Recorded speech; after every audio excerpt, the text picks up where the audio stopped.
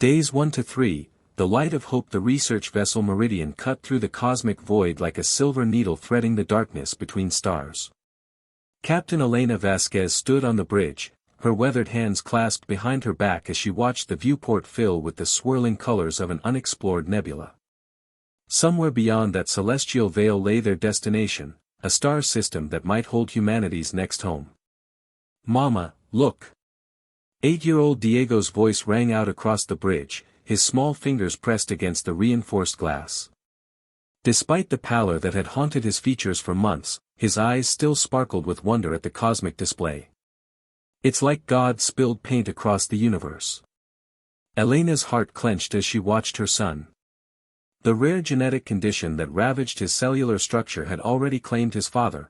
Dr. Marcus Vasquez had died in a research accident while desperately seeking a cure. Now Diego's condition was accelerating, and even the Meridian's advanced medical bay could only slow the inevitable. "It's beautiful, Mijo," Elena whispered, kneeling beside him. She didn't mention that this mission was their last hope, that if they didn't find something out here in the rim worlds, she would lose the only family she had left. 3 days later, everything changed. The Zephyrian ships appeared like crystalline flowers blooming in space, elegant, translucent vessels that seemed to grow rather than fly. When first contact protocols were established, the beings who emerged were unlike anything in humanity's xenobiological databases. Tall, graceful, with skin that shifted between silver and gold like captured starlight, they moved with an artist's precision and spoke in harmonies that made the universal translators sound like music. "Welcome, travelers from distant Earth," their leader, harmonist Kale, intoned with what seemed like genuine warmth. "We have long awaited contact with your species. Your art, your music, your stories, they have reached us across the void, and we find them beautiful." But it was their medicine that took Elena's breath away. "The child suffers from genetic dissolution," Kale observed, studying Diego with eyes like liquid mercury. "This is correctable. If you would permit us, we could heal him." Elena felt the universe shift around her.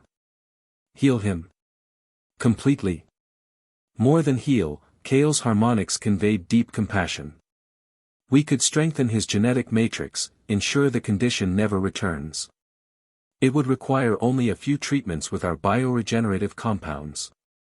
That night, as Diego received his first treatment in the Zephyrian Medical Facility, a cathedral of living crystal that hummed with healing energies, Elena watched color return to her son's cheeks for the first time in years. He laughed, actually laughed, as young Zephyrian healers showed him how their crystalline instruments could paint light in the air. "Papa would be so happy," Diego whispered as Elena tucked him into bed in their quarters. "I'm getting better, aren't I, Mama?" "Yes, baby," Elena breathed, tears streaming down her face. "You're getting better." For the first time since Marcus's death, Elena allowed herself to hope. Days 4 to 8, the crystal truth. Dr. Sarah Kim had always been thorough in her xenoarchaeological work, but something about the Zephyrian archives called to her with unusual urgency. The crystalline data matrices were more complex than anything she'd encountered, their information stored in layered harmonics that revealed different truths depending on the frequency used to access them. It was on the 4th day, while researching additional medical applications for Diego's treatment, that she found the first discordant note. Hidden in the deepest harmonic layers of the medical archives were records that made her blood freeze.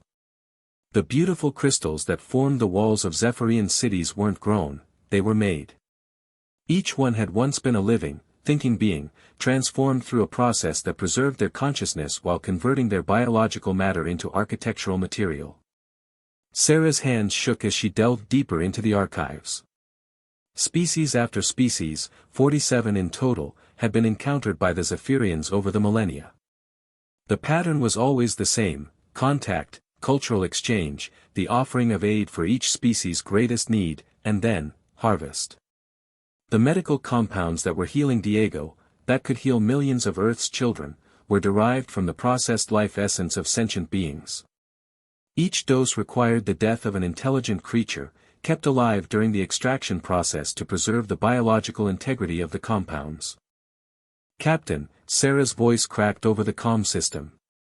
I need to see you immediately. And, bring Dr. Martinez from medical. In Elena's ready room, surrounded by holographic displays showing the horrific truth, the three humans sat in stunned silence. The evidence was undeniable, every Zephyrian city was a graveyard, every healing miracle built on systematic genocide. The compound Diego received yesterday, Dr. Martinez whispered, his face pale.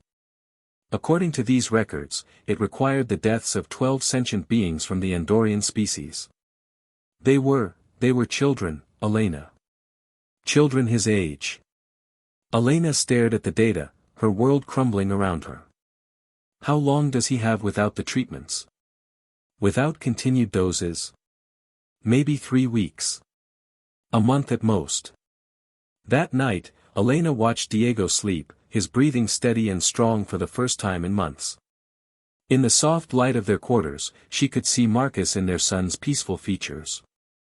But now she also saw the faces of alien children who had died screaming so that her child could live.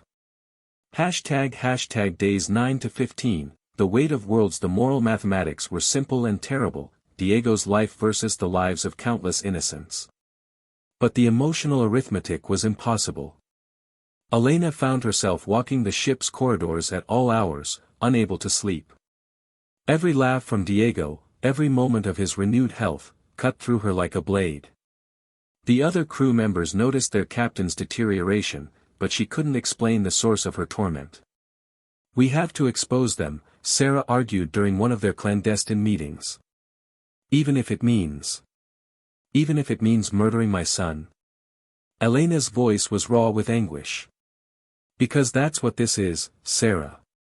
If I stop his treatments, I'm killing him as surely as if I put a gun to his head. Dr. Martinez pulled up additional files they discovered. Elena, we're not the first humans to learn this truth. Look at these records, there have been at least 6 other human expeditions over the past 30 years. Each one discovered the same evidence. What happened to them? They all chose silence. Every single captain, faced with the same choice you're facing now, chose to protect their own people. The Zephyrians have been studying us for decades, learning exactly which emotional pressure points will ensure compliance. Elena stared at the records of her predecessors, good people, loving parents, dedicated leaders, all reduced to complicit silence by an impossible choice. They knew, she whispered. The Zephyrians knew I would find this. They wanted me to find it. The realization hit her like a physical blow. This wasn't just about Diego, it was about breaking her spirit, about turning her love for her son into a weapon against her own species. That night, she dreamed of crystal cities singing with the voices of the dead. In her nightmares, Diego played among alien children made of living glass, their eyes pleading with her to remember their names. She woke screaming. Days 16 to 22, the perfect trap, you're beginning to understand, harmonist Kale observed when Elena confronted him in the Crystal Gardens. His voice carried no surprise, no guilt, only the patient satisfaction of a predator whose trap was finally springing closed. You let me find the archives, Elena accused, her hands clenched into fists. You wanted me to know. Knowledge is the most exquisite form of torture, Kale replied, his form shimmering with what might have been amusement. Physical pain ends. But moral agony? That is eternal. Why? Because broken spirits are easier to harvest. Every species we have encountered faces the same choice, personal love versus universal justice. Those who choose love become complicit, their moral cores corrupted. Those who choose justice watch their beloved die, then follow them into despair. Either path leads to the same destination, spiritual dissolution. Elena felt the trap closing around her like crystal walls. The other human expeditions are still serving us, in their way. Their captains live with the knowledge that they chose complicity over courage. Their crews slowly poison themselves with guilt and shame. When the time comes for harvest, they will offer no resistance. They will welcome death as an escape from what they've become. And Diego's condition? Kale's harmonics shifted to something resembling sympathy. Artificially induced, of course. Our agents on Earth introduced the genetic pathogen years ago. We studied your species, identified the most loving parents, the strongest leaders, and gave them sick children. Then we waited for them to come to us, desperate and vulnerable. Elena's legs gave out, and she collapsed to her knees on the crystal floor. Every piece of her reality had been a lie. Diego's illness, their mission, the hope for a cure, all of it orchestrated by beings who had perfected the art of moral destruction. The beauty of our method, Kale continued, is that we never force the choice. We simply create circumstances where love itself becomes the weapon. You will choose to save your son, as every parent does. And in doing so, you will choose to damn your species. The corruption will spread through your crew, then your colonies, until humanity destroys itself from within. That night, Elena held Diego as he slept, her tears falling silently onto his dark hair. Tomorrow, she would have to make the choice that would define not just her soul, but the fate of humanity itself. Days 23 to 28, the third path. Elena stood in her ready room, staring at the communication array that could broadcast to the entire galaxy. In her hands, she held two data crystals, one containing the evidence of Zephyrian genocide, the other containing the medical data that could save Diego and millions of other children. She could only transmit one. Mama? Diego's voice came from the doorway. He looked so healthy now, so alive and full of hope. Dr. Kim says you've been crying. Are you sad? Elena knelt down and pulled her son into her arms. Diego, do you remember the stories Papa used to tell you about heroes? The ones who save everyone. Even when it's hard. Especially when it's hard, baby. What makes someone a hero? Diego considered this with the seriousness only children could bring to cosmic questions. They do the right thing, even when it hurts. Even when they're scared. Elena's heart broke and mended itself in the same moment. She understood now what Marcus had been trying to tell her in her dreams, what the voices of the crystal cities had been pleading for, not revenge, but something far more difficult, moral clarity. Diego, I need to tell you something very important. Over the next hour, Elena explained everything to her 8-year-old son, speaking to him not as a child but as a fellow human being facing an impossible choice. She told him about the Zephyrians, about the price of his cure, about the trap they were all caught in. Diego listened with wide eyes, occasionally asking questions that cut straight to the heart of the moral complexity. When she finished, he was quiet for a long time. Mama, he finally said, if I take the medicine, other kids like me will die. Yes, baby. And if I don't take it, I'll die, but they'll live? Elena could barely speak. Yes. Diego nodded solemnly. Then I don't want the medicine anymore. Diego, you don't understand, I do understand, Mama. Papa always said that heroes save everyone. If I take the medicine, I'm not a hero. I'm just scared. Elena held her son as they both cried, but there was something else in their tears now, not just grief, but a terrible, beautiful clarity. Days 29 to 35, the broadcast of Souls. Elena's transmission to the galaxy was unlike anything in the history of interstellar communication. It wasn't just data or evidence, it was raw, unfiltered truth. The recording began with Diego in his hospital bed, his small hand in his mother's as she explained to the universe what the Zephyrians had done.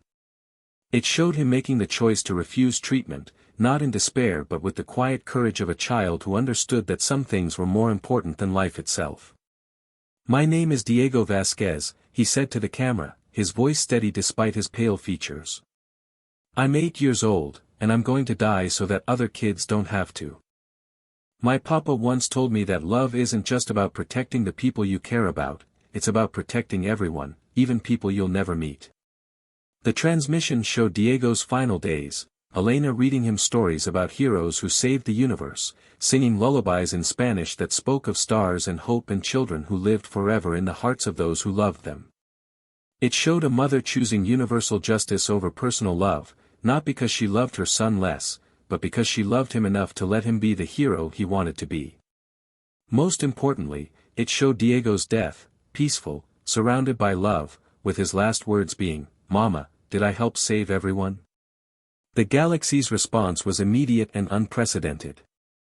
Species after species that had been complicit in Zephyrian genocide for centuries suddenly found their voices.